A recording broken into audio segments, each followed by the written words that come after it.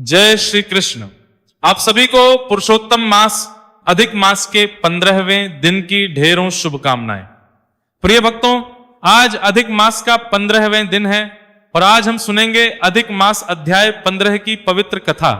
इससे पहले आपने हमारे चैनल पर अधिक मास के पिछले अध्याय की पवित्र कथा सुनी थी। आज की यह पवित्र कथा हमें एक अत्यंत गहन सत्य का बोध कराएगी। यह प्रश्न केवल आज का नहीं है, बल्कि युगों से मनुष्य के मन में उठता रहा है कि सतयुग के मनुष्य और कलयुग के मनुष्य में सबसे बड़ा अंतर क्या है।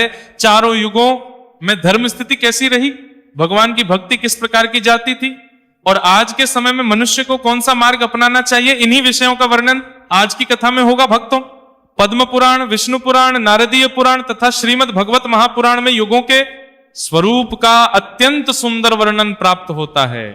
कहा गया है कि धर्म रूपी वृषभ सतयुग में चारों चरणों पर स्थिर रहता था। सत्य, दया, तप और शौच, ये चारों धर्म के आधार थे। जैसे जैसे युग परिवर्तित होते गए, धर्म के चरण भी कम होते गए। भक्तों, एक समय देवर्षि नारद जी वैकुंठ धाम में भगवान पुरुषोत्तम नारायण के श्री चरणों में उपस्थित हुए। उनके मन में एक जिज्ञासा उठी थी। उन्होंने भगवान को प्रणाम करके कहा, हे प्रभु, आपने विभिन्न युगों की रचना की है। सतयुग युग, द्वापर युग और कलयुग, इन सबका स्वरूप भिन्न भिन्न है। कृपा करके बताइए कि सतयुग के मनुष्य और कलयुग के मनुष्य में सबसे बड़ा अंतर क्या है। भगवान मुस्कुराए, उनके श्रीमुख से निकला प्रत्येक शब्द वेदों का सार होता है। भगवान बोले, हे नारद, ये प्रश्न अत्यंत कल्याणकारी है। जो मनुष्य इस रहस्य को समझ लेता है उसका जीवन धर्ममय हो जाता है। सुनो, मैं तुम्हें युगों का वास्तविक स्वरूप बताता हूं। भक्तों ने कहना आरंभ किया कि सतयुग में मनुष्य का मन निर्मल था। उसके हृदय में छल, कपट, ईर्ष्या और द्वेष का नाम तक नहीं था। लोग सत्य को ही जीवन का आधार मानते थे। किसी को धर्म का उपदेश देने की आवश्यकता नहीं पड़ती थी, क्योंकि धर्म स्वयं उनके जीवन में विद्यमान रहता था। जरा सोचकर कीजिए कि उस समय मनुष्य की आयु हजारों वर्षों की होती थी। शरीर बलवान था, बुद्धि स्थिर थी, मन भगवान के ध्यान में लगा रहता था। ऋषि मुनि वर्षों तक तपस्या करते थे और सामान्य गृहस्थ भी अपने जीवन को धर्म के अनुसार चलाते थे। भगवान ने आगे कहा कि सतयुग में लोग बाहरी आडंबर नहीं करते थे। उनके लिए सबसे बड़ा धन भगवान का स्मरण था। कोई भूखा नहीं रहता था, कोई किसी का अधिकार नहीं छीनता था। पृथ्वी पर धर्म का प्रकाश चारों ओर फैला रहता था। भक्तों, यही कारण कि सतयुग को कृतयुग भी कहा गया है। उस समय मनुष्य के भीतर और बाहर दोनों ओर पवित्रता थी। तब नारद जी ने पूछा, हे प्रभु, फिर त्रेता युग में क्या परिवर्तन आया। भगवान बोले, त्रेता युग में धर्म का एक चरण कम हो गया। सत्य, दया और शौच तो रहे, परंतु तप की शक्ति कुछ कम हो गई। लोगों के भीतर इच्छाएं बढ़ने लगी। यज्ञों का धर्म अभी भी शक्तिशाली था, परंतु मनुष्य के मन में भोग की भावना प्रवेश करने लगी थी। भक्तों, यही वो युग था जिसमें मर्यादा पुरुषोत्तम श्री राम ने अवतार लिया। धर्म की स्थापना के लिए भगवान स्वयं पृथ्वी पर आए। इसका अर्थ है कि धर्म अभी जीवित था, परंतु उसे संरक्षण की आवश्यकता पड़ने लगी थी। आप समझ रहे हैं, जब किसी वस्तु की रक्षा करनी पड़े तो इसका अर्थ है कि उस पर संकट आने लगा है ना। आगे कहा, त्रेता युग में मनुष्य भगवान को प्राप्त करने के लिए यज्ञ करता था। बड़े बड़े अश्वमेध और राजसूर्य यज्ञ होते थे। ब्राह्मणों का सम्मान होता था। गौ सेवा को धर्म माना जाता था। अतिथि को देवता के समान स्थान दिया जाता था। भक्तों, भगवान की वाणी सुनकर नारद जी अत्यंत प्रसन्न हुए, परंतु उनके मन में एक और प्रश्न उठ रहा था। उन्होंने से कहा, हे प्रभु, यदि सतयुग और त्रेता युग इतने महान थे तो फिर द्वापर युग का स्वरूप कैसा था। भगवान ने कहा, हे नारद, द्वापर युग में धर्म केवल 2 चरणों पर रह गया। सत्य और दया का प्रभाव कम होने लगा। मनुष्य के भीतर अहंकार बढ़ने लगा। धर्म और अधर्म का संघर्ष खुलकर दिखाई देने लगा। भक्तों, यही वो युग था जिसमें महाभारत का महान युद्ध हुआ। श्री कृष्ण गीता का उपदेश दिया। यदि धर्म पूर्ण रूप से सुरक्षित होता तो भगवान को कुरुक्षेत्र में धर्म की स्थापना के लिए गीता की उपदेश देने की आवश्यकता नहीं पड़ती। जरा सोचिए कि जब स्वयं भगवान को यह कहना पड़े कि जब जब धर्म की हानि होती है और अधर्म बढ़ता है तब मैं अवतार लेता हूं, तब समझ लेना चाहिए कि मनुष्य धर्म से दूर होने लगा था। द्वापर युग में मंदिर पूजा का महत्व बढ़ा। लोग की मूर्तियों की आराधना करने लगे। यज्ञों की शक्ति कम होने लगी और पूजा पाठ अधिक प्रचलित हुआ। परंतु भक्तों, भगवान की कथा यही समाप्त नहीं हुई।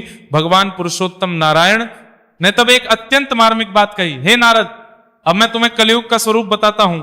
यही वो युग है जिसमें धर्म का केवल एक चरण शेष रहता है। ये सुनकर नारद जी गंभीर हो गए। भगवान कलयुग में मनुष्य की आयु कम होगी, उसका मन चंचल होगा, वह धन के पीछे भागेगा, रिश्तों में स्वार्थ बढ़ेगा, सत्य बोलने वाले कम हो जाएंगे, धर्म का पालन करने वालों की परीक्षा होगी। भक्तों, ये सुनकर नारद जी का हृदय करुणा से भर गया। उन्होंने कहा, हे प्रभु, यदि कलयुग इतना कठिन होगा तो उस युग के मनुष्यों का क्या होगा? वे तो अत्यंत भाग्यशाली होंगे। भगवान मुस्कुराए, उन्होंने कहा, नहीं नारद, यही सबसे बड़ा रहस्य है। भगवान की ये बात सुनकर नारद जी आश्चर्य में पड़ गए। भगवान बोले, सतयुग के मनुष्य और कलयुग के मनुष्य में सबसे बड़ा अंतर बाहरी परिस्थिति का नहीं बल्कि साधना की सरलता का है। भक्तों, ये सुनकर नारद जी विस्मित रह गए। भगवान कहा, सतयुग में वर्षों की तपस्या से जो फल मिलता था, त्रेता युग में वह यज्ञों से प्राप्त होता था, द्वापर युग में वही फल पूजा अर्चना से मिलता था, परंतु कलयुग में केवल मेरे नाम का कीर्तन करके वही फल प्राप्त किया जा सकता है। भक्तों, यही कलयुग का सबसे बड़ा रहस्य है। नारदीय पुराण में कहा गया है कि कलयुग में हरि नाम संकीर्तन ही सबसे बड़ा साधन है। जो मनुष्य श्रद्धा से भगवान का नाम लेता है वह महान से महान पापों से भी मुक्त हो सकता है। यही कारण है कि अधिक मास का महत्व भी कलयुग में अत्यंत बढ़ जाता है। इस मास में किया गया जप तप दान स्नान गीता पाठ तुलसी सेवा दीपदान और हरिनाम संकीर्तन अनेक गुना फल देने वाला बताया गया है। भक्तों, भगवान की यह अद्भुत शिक्षा सुनकर नारद जी का हृदय आनंद से भर उठा। अब उनके मन ये जानने की इच्छा जागी कि यदि कलयुग में मनुष्य इतने दुर्बल है तो फिर भगवान ने उन्हें इतना महान अवसर क्यों प्रदान किया कि केवल नाम स्मरण से ही वह उन फलों को प्राप्त कर सके जिनके लिए पूर्व युगों में कठोर तपस्या करनी पड़ती थी। देवर्षि नारद भगवान के श्री चरणों की ओर देखने लगे और भगवान पुरुषोत्तम नारायण उन्हें एक प्राचीन प्रसंग सुनाने लगे जो इस रहस्य को और भी स्पष्ट करने वाला था। भक्तों, भगवान पुरुषोत्तम नारायण के श्रीमुख से ये अद्भुत रहस्य सुनकर देवर्षि नारद अत्यंत विनम्र भाव से उनके सम्मुख बैठे रहे उनके हृदय में। अब ये जानने की तीव्र इच्छा थी कि जब कलयुग में मनुष्य की शक्ति आयु स्मरण और संयम सब कुछ कम हो जाएगा तब भगवान ने उसे इतना महान अवसर क्यों दिया कि केवल नाम स्मरण से ही वे उन फलों को प्राप्त कर सके जिनके लिए पूर्व युगों में कठोर तपस्या करनी थी। भगवान नारायण ने नारद जी की जिज्ञासा को समझ लिया। उन्होंने कहा, हे नारद, ये प्रश्न केवल तुम्हारा नहीं है, भविष्य में असंख्य जीवों के मन में भी यही प्रश्न उठेगा, इसीलिए ध्यान पूर्वक सुनो। मैं तुम्हें एक प्राचीन प्रसंग सुनाता हूं जिसका वर्णन पुराणों में धर्म की महिमा बताने के लिए किया गया है। भक्तों, भगवान ने कहना आरंभ किया, बहुत पूर्व एक महान तपस्वी शिष्य पृथ्वी पर निवास करते थे। वे युगों के परिवर्तन को अपनी दिव्य दृष्टि से देखने में समर्थ थे। उन्होंने सतयुग का वैभव भी देखा था और त्रेता तथा द्वापर का परिवर्तन भी एक दिन उनके मन में विचार आया। धर्म की वास्तविक स्थिति को स्वयं देखना चाहिए। वे समाधि में स्थित हुए और भगवान की कृपा से उन्हें युगों का दर्शन होने लगा। सबसे पहले उन्होंने सतयुग को देखा। भक्तों, जरा सोच कीजिए, चारों ओर शांति ही शांति थी, ना किसी के मन में ईर्ष्या थी, ना द्वेष था, ना लोभ था और ना ही किसी प्रकार का छल कपट था। मनुष्य का चेहरा ही उसके अंतःकरण की पवित्रता का परिचय देता था। गृहस्थ अपने धर्म का पालन करते थे, ब्रह्मचारी वेदाध्ययन में लगे रहते थे, वानप्रस्थ रहते थे और सन्यासी पूर्ण रूप से भगवान में लीन रहते थे। गौओं की रक्षा होती थी, नदियां निर्मल थी, वन पवित्र थे, वायु शुद्ध थी और सबसे बड़ी बात यह कि मनुष्य का मन भी शुद्ध था। भक्तों, भगवान ने नारद जी से कहा था, सतयुग में धर्म को समझाना नहीं पड़ता था, धर्म मनुष्य के स्वभाव में था। आप समझें, जब किसी बालक को चलना सिखाना पड़ता है तब वो अभ्यास करता है, परंतु जो स्वाभाविक रूप से चल रहा हो उसे चलना नहीं सिखाया जाता। ठीक उसी प्रकार सतयुग के मनुष्य धर्म में स्वाभाविक रूप से स्थित रहते थे। फिर उस तपस्वी ऋषि ने त्रेता युग का दर्शन किया। अब उन्हें कुछ परिवर्तन दिखाई दिया। लोग धर्मात्मा तो थे परंतु उनके भीतर इच्छाओं का उदय होने लगा था। राज्यस्थाओं का विस्तार हुआ, यज्ञों की संख्या बढ़ी, राजाओं को धर्म की रक्षा के लिए अधिक प्रयास करने पड़ते थे।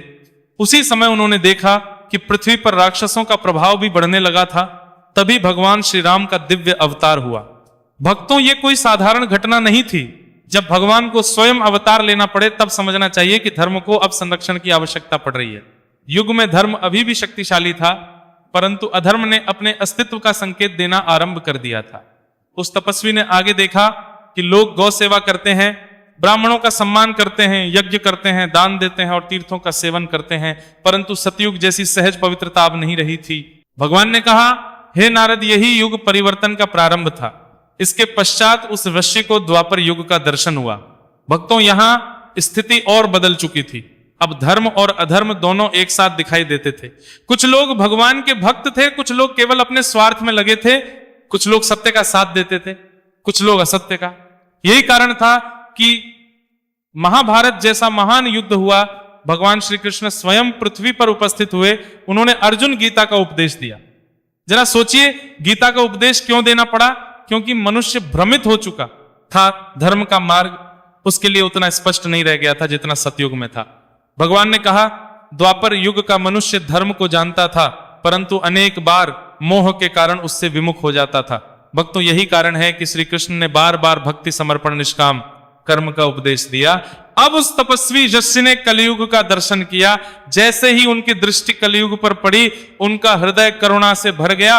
उन्होंने देखा कि मनुष्य की आयु कम हो गई है, स्मरण शक्ति क्षीण हो गई है, धैर्य कम हो गया है, लोग छोटी छोटी बातों पर क्रोधित हो जाते हैं, लोभ बढ़ गया है, धन को ही सम्मान का आधार माना जाने लगा है, संबंधों में प्रवेश कर गया है। भक्तों, विष्णु पुराण में कलयुग के अनेक लक्षणों का वर्णन मिलता है। वहां बताया गया है कि एक समय ऐसा आएगा जब धनवान व्यक्ति को ही श्रेष्ठ माना जाएगा, चाहे उसके भीतर सद्गुण हो या ना हो। सत्य बोलने वाला उपहास का पात्र बन सकता है, धर्म का पालन करने वाले लोगों को कष्ट सहने पड़ सकते हैं। तब नारद जी ने भगवान से पूछा, हे प्रभु, यदि स्थिति इतनी कठिन है तो कलयुग के जीवों का उद्धार कैसे होगा? भगवान ने उत्तर दिया, यही तो मेरी विशेष कृपा है। भक्तों, भगवान की यह बात अत्यंत महत्वपूर्ण है। आप समझ रहे हैं, जहां रोग अधिक होता है वहां औषधि भी अधिक प्रभावशाली दी जाती है। ठीक उसी प्रकार कलयुग के जीवों की दुर्बलता को देखकर भगवान ने भक्ति का मार्ग अत्यंत सरल बना दिया। सतयुग में वर्षों तक ध्यान करना पड़ता था, त्रेता युग में यज्ञ करने पड़ते थे, द्वापर युग में विस्तृत पूजा और आराधना करनी पड़ती थी, परंतु कलयुग में श्रद्धा से भगवान का नाम लेने मात्र से महान पुण्य प्राप्त हो सकता है। इसीलिए शास्त्रों में कहा गया, हरि नाम ही कलयुग का महान आधार है। भगवान ने आगे कहा, हे नारद, कलयुग का मनुष्य बाहर से दुर्बल अवश्य होगा, परंतु यदि वो सच्चे मन से मेरी शरण ग्रहण कर ले तो वो पूर्व युगों अनेक तपस्वियों से भी श्रेष्ठ गति प्राप्त कर सकता है। ये सुनकर नारद जी के नेत्रों में आश्चर्य भर गया। भगवान बोले, और जब अधिक मास आता है तब मेरी ये कृपा और भी अधिक बढ़ जाती है। भक्तों, अधिक मास को पुरुषोत्तम मास इसलिए कहा गया है क्योंकि स्वयं भगवान ने इसे अपना स्वरूप स्वीकार किया है। इस मास में किया गया एक छोटा सा सत्कर्म भी अत्यंत महान फल देने वाला बताया गया है। यदि कोई प्रातः काल स्नान करें, यदि कोई तुलसी जी की सेवा करें, यदि कोई दीपदान करें, यदि कोई गीता का पाठ करें, यदि कोई गौ सेवा करें, यदि कोई ब्राह्मणों का सम्मान करें, यदि कोई पितरों का तर्पण करें, यदि कोई भगवान श्री कृष्ण और श्री हरि विष्णु का स्मरण करें, तो उसका जीवन धीरे धीरे दिव्यता की ओर बढ़ने लगता है। भक्तों, भगवान की यह वाणी सुनकर नारद जी के मन में एक और प्रश्न उत्पन्न हुआ। उन्होंने कहा, हे प्रभु, कलयुग के मनुष्य को इतना महान अवसर प्राप्त है तो फिर वो धर्म से दूर क्यों होता जा रहा है? भगवान ने अत्यंत गंभीर स्वर में उत्तर दिया, क्योंकि उसे अपने सौभाग्य का ज्ञान नहीं है। यह सुनकर नारद जी मौन हो गए। भगवान आगे कहने लगे, जो मनुष्य कलयुग की कठिनाइयों को ही देखता है वो निराश हो जाता है, परंतु जो मेरी कृपा को देखता है वो महान बन जाता है। भक्तों, इसी समय भगवान ने नारद जी को एक ऐसे राजा की कथा सुनानी प्रारंभ की जो कलयुग के समान ही कठिन परिस्थितियों में घिरा हुआ था, परंतु पुरुषोत्तम मास के प्रभाव से उसका जीवन पूर्णतः बदल गया। वो प्रसंग ये सिद्ध करने वाला था कि युग चाहे कोई भी हो, भगवान की शरण ही जीव का वास्तविक आश्रय है। और भगवान की वही पावन कथा सुनाते हुए भगवान नारायण ने उस धर्मनिष्ठ राजा का चरित्र वर्णन आरंभ किया। भक्तों, भगवान पुरुषोत्तम नारायण द्वारा उस धर्मनिष्ठ राजा का उल्लेख सुनकर देवर्षि नारद अत्यंत ध्यान पूर्वक उनकी वाणी सुनने लगे। भगवान के प्रति एक शब्द में करुणा, ज्ञान और धर्म का सार समाहित था। भगवान बोले, हे नारद, ये प्रसंग कलयुग के मनुष्यों के लिए विशेष रूप से शिक्षाप्रद है, क्योंकि जिस कलयुग का मनुष्य चारों ओर से मोह, लोभ, भय और अस्थिरता से घिरा रहता है, उसी प्रकार वो राजा भी एक समय अनेक कठिन परिस्थितियों से घिर गया था। भक्तों, वो राजा धर्मप्रिय था, अपने राज्य में न्याय करता था, गौ की रक्षा करता था, ब्राह्मणों का सम्मान करता था, यज्ञ, दान और भगवान की पूजा में उसकी श्रद्धा थी। किंतु का नियम है कि जब मनुष्य धर्म के मार्ग पर चलता है तब उसकी परीक्षा भी होती है। जरा सोचिए, सोने की शुद्धता अग्नि में ही परखी जाती है, उसी प्रकार भक्त की निष्ठा भी कठिन समय में ही परखी जाती है। समय बीतता गया, राज्य में अनेक प्रकार की विपत्तियां आने लगी। कभी वर्षा कम होती, कभी प्रजा रोगों से पीड़ित होती, कभी सीमाओं पर शत्रुओं का भय उत्पन्न हो जाता। राजा ने सामर्थ्य के अनुसार सबका समाधान करने का प्रयास किया, परंतु परिस्थितियां बार बार कठिन होती चली गई। एक दिन अत्यंत चिंतित होकर वो अपने राजपुरोहित के पास पहुंचा। उसने कहा, गुरुदेव, मैं धर्म का पालन करता हूं, प्रजा की सेवा करता हूं, भगवान का स्मरण करता हूं, फिर भी मेरे राज्य में ये अशांति क्यों बढ़ रही है? राजपुरोहित ने शांत स्वर में कहा, राजन, संसार में आने वाली प्रत्येक परिस्थिति केवल दंड नहीं होती, अनेक बार वो भगवान की ओर लौटने का निमंत्रण भी होती है। भक्तों, आप समझ रहे हैं, मनुष्य जब सब कुछ अपने बल पर करना चाहता है तब वो भगवान को भूलने लगता है, और जब उसे अपनी सीमाओं का अनुभव होता है तब वो पुनः प्रभु की शरण में आता है। राजा ने विनम्रता से पूछा, तो मुझे क्या करना चाहिए? राजपुरोहित ने कहा, हे राजन, पुरुषोत्तम मांस निकट है। यह वही पवित्र मांस है जिसे स्वयं ने अपना स्वरूप कहा है। यदि आप श्रद्धा से इस मांस का पालन करेंगे तो केवल आपके जीवन में ही नहीं, पूरे राज्य में धर्म का प्रकाश बढ़ेगा। भक्तों, राजा ने यह सुनते ही निश्चय कर लिया कि वो पुरुषोत्तम मांस का विधि पूर्वक पालन करेगा। जब अधिक मास का शुभ आरंभ हुआ तब राजा प्रतिदिन प्रातः ब्रह्म मुहूर्त में उठने लगा। वो पवित्र नदी में स्नान करता, भगवान श्री हरि का ध्यान, तुलसी जी की परिक्रमा करता, गीता का पाठ सुनता, ब्राह्मणों को आदर पूर्वक भोजन कराता, गौओं की सेवा करता और रात्रि में दीप दान करता। भक्तों, ये केवल बाहरी कर्म नहीं थे, उन कर्मों के साथ राजा का हृदय भी बदल रहा था। पहले वो केवल राज्य की समस्याओं को देखता था, अब वो भगवान की कृपा को देखने लगा। पहले वो अपने सामर्थ्य पर भरोसा करता था, अब वो श्री हरि की शरण को अपना बल मानने लगा। यही तो भक्ति का प्रारंभ है, जब मनुष्य अपने अहंकार को छोड़कर प्रभु पर विश्वास करना सीख लेता है। भगवान ने नारद जी से कहा, हे नारद, यही वो अंतर है जो कलयुग के मनुष्य को समझना चाहिए। तब नारद जी ने पूछा, हे प्रभु, क्या यही सतयुग और कलयुग के मनुष्य के बीच का वास्तविक अंतर है? भगवान बोले, हां, परंतु इसे और गहराई से समझो। भक्तों की वाणी अत्यंत गंभीर हो गई। उन्होंने कहा, सतयुग का मनुष्य स्वभाव से ही धर्ममय था, उसे बार बार स्वयं को संभालना नहीं पड़ता था, उसका मन सहज रूप से भगवान में लगता था। परंतु कलयुग का मनुष्य बार बार गिरता है, बार बार भ्रमित होता है, बार बार संसार की ओर आकर्षित हो जाता है। किंतु यदि वह हर बार उठकर मेरी शरण में आ जाए तो उसका यह प्रयास भी मेरे लिए अत्यंत प्रिय हो है। भक्तों, ये कितना महान संदेश है, जरा सोचिए। एक बालक जो चलना सीख रहा हो, वो कई बार गिरता है, किंतु माता उसे गिरने के कारण त्याग नहीं देती, बल्कि हर बार उसे उठाकर चलना सिखाती है। उसी प्रकार भगवान भी कलयुग के जीवों को बार बार अवसर देते हैं। यदि मनुष्य सच्चे हृदय से पश्चाताप करें और पुनः भक्ति के मार्ग पर लौट आए तो भगवान उसे स्वीकार कर लेते हैं। भगवान ने आगे कहा, हे नारद, कलयुग में मनुष्य के पास तप की शक्ति कम है, परंतु करुणा प्राप्त करने का अवसर अधिक है। सतयुग में धर्म मनुष्य के भीतर जन्म से विद्यमान था, कलयुग में धर्म को चुनना पड़ता है, और जो कठिन परिस्थितियों में भी धर्म को चुनता है वे मेरे हृदय के अत्यंत निकट हो जाता है। भक्तों, इसी बीच उस राजा के जीवन में भी परिवर्तन दिखाई देने लगा। राज्य में शांति बढ़ने लगी, प्रजा के मन में धर्म के प्रति श्रद्धा जागने लगी। लोगों ने हरि संकीर्तन आरंभ किया, ग्रहों में दीपदान होने लगा, तुलसी पूजन होने लगा, दान और सेवा के कार्य बढ़ने लगे, गौशालाओं में सेवा होने लगी, ब्राह्मणों का सम्मान बढ़ा, और सबसे बड़ी बात यह कि लोगों के हृदय में भगवान के प्रति प्रेम जागने लगा। आप समझ रहे हैं, धर्म केवल मंदिरों तक सीमित नहीं रहता। जब धर्म हृदय में उतरता है तब उसका प्रभाव पूरे समाज पर दिखाई देता है। भगवान ने से कहा, यही कारण है कि मैं कलयुग को केवल दोषों का युग नहीं मानता। हां, इसमें अनेक कठिनाइयां हैं, परंतु इसमें भक्ति का मार्ग सबसे सरल है, और जो जीव इस अवसर को पहचान लेता है वह अत्यंत शीघ्र मेरा प्रिय बन जाता है। नारद जी ये सब सुनकर भावों विभोर हो गए। उन्होंने कहा, हे प्रभु, अब मैं समझ गया कि सतयुग का मनुष्य धर्म में स्थिर था और कलयुग का मनुष्य संघर्ष करते हुए धर्म की ओर बढ़ता है। भगवान मुस्कुरा, उन्होंने कहा, तुमने सत्य समझ लिया है, परंतु अभी एक और रहस्य शेष है।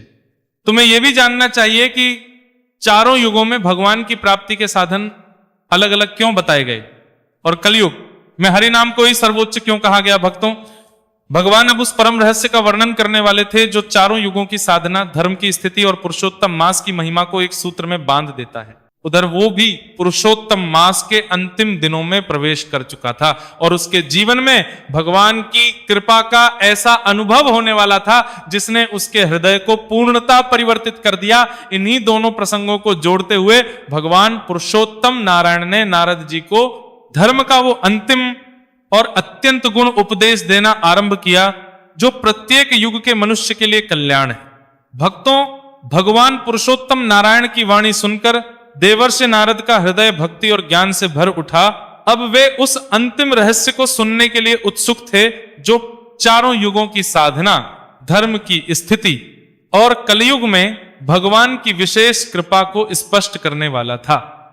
भगवान ने कहा, हे नारद, चारों युगों में मेरा स्वरूप एक ही रहता है, परंतु मनुष्य की क्षमता और परिस्थिति के अनुसार साधना के मार्ग भिन्न होते हैं। सतयुग में मनुष्य का मन अत्यंत स्थिर था, इसलिए ध्यान और तपस्या द्वारा मेरी प्राप्ति होती थी।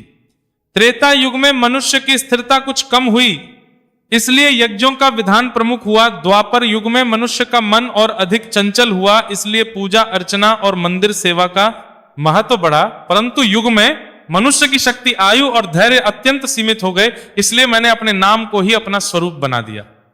भक्तों, जरा सोचिए, जो भगवान वेदों से भी परे है वही भगवान कलयुग के जीवों पर इतनी कृपा करते हैं कि अपने नाम में ही अपना संपूर्ण दिव्य बल स्थापित कर देते हैं। यही कारण है कि संत महात्माओं ने बार बार संकीर्तन की महिमा का गुणगान किया है। भगवान बोले, हे नारद, कलयुग का सबसे बड़ा दोष यही है कि मनुष्य का मन बार बार भटकता है, परंतु यही उसका सबसे बड़ा सौभाग्य भी है कि यदि वो एक बार भी सच्चे मन से मेरी शरण ग्रहण कर ले तो मैं उसके जीवन में प्रवेश कर जाता हूं। नारद जी ने विनम्रता से कहा, हे प्रभु, अब मुझे उस राजा की कथा का परिणाम भी सुनाइए। भगवान मुस्कुराए। उन्होंने कहा, सुनो नारद भक्तों, उधर वो धर्मनिष्ठ राजा पुरुषोत्तम मास के अंतिम दिनों में पहुंच चुका था। पूरा मास उसने श्रद्धा, विनम्रता और भक्ति के साथ व्यतीत किया था। उसने केवल व्रत ही नहीं किया था बल्कि अपने मन को भी बदल लिया था। वो पहले की अपेक्षा अधिक दयालु हो गया था। उसके भीतर से अहंकार दूर होने लगा था। भगवान प्रति उसका विश्वास दृढ़ हो चुका था। पुरुषोत्तम मास की पूर्णिमा के दिन उसने प्रातः काल स्नान किया, श्री हरि का पूजन किया, तुलसी जी की सेवा की, गौओं को चारा खिलाया, ब्राह्मणों को दान दिया, पितरों का तर्पण किया और अत्यंत श्रद्धा के साथ भगवान का नाम जपता रहा। उसी रात्रि उसे स्वप्न में भगवान पुरुषोत्तम नारायण के दर्शन हुए। भगवान ने, हे राजन, तुमने केवल कर्म नहीं किए बल्कि उन्हें भक्ति के साथ किया है। यही कारण है कि तुम्हारे जीवन में धर्म का प्रकाश बढ़ा है। याद रखो संसार की प्रत्येक समस्या का समाधान केवल बाहरी प्रयासों से नहीं होता। जब मनुष्य अपने भीतर भगवान को स्थान देता है तब उसके जीवन की दिशा बदल जाती है। राजा की आंखें अश्रुओं से भर गई। उसने भगवान चरणों में प्रणाम किया। भक्तों, उस दिन के बाद राजा का जीवन पहले जैसा नहीं रहा, वो और अधिक विनम्र हो गया। उसने राज्य को धर्म, दया और सेवा के आधार पर चला आया। उसकी प्रजा भी भगवान की भक्ति में प्रवृत्त होने लगी। धीरे धीरे राज्य में सुख, शांति और सदाचार का विस्तार होने लगा।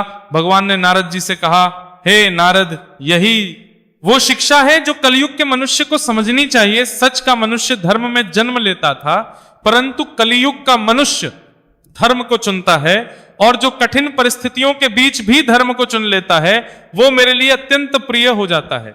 भक्तों, यही इस कथा का सबसे बड़ा संदेश है। सतयुग के मनुष्य और कलयुग के मनुष्य में सबसे बड़ा अंतर केवल समय का नहीं है। सतयुग में धर्म सहज था, कलयुग में धर्म संघर्ष का विषय है। सतयुग में के चारों ओर पवित्रता थी, कलयुग में मनुष्य को स्वयं अपने भीतर पवित्रता जगानी पड़ती है।